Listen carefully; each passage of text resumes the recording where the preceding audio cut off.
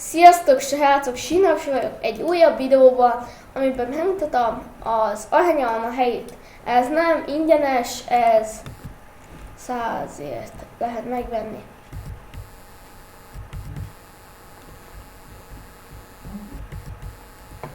Na itt. Várjatok. El kell menni erre.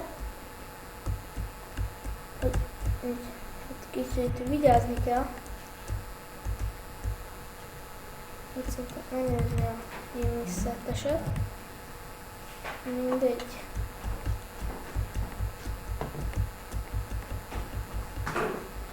Na, szóval itt reméljük nem lesz semmilyen erős fickó.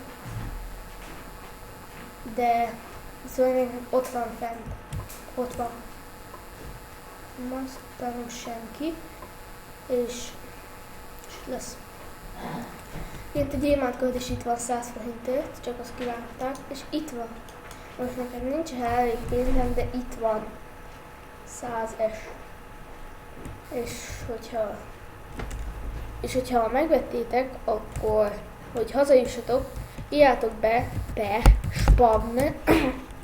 Most arra sincs pénzem, hát de jó. És hazavisz. Na, ennyi is lett volna ez a kis videó. Sinapsi voltam. Sziasztok!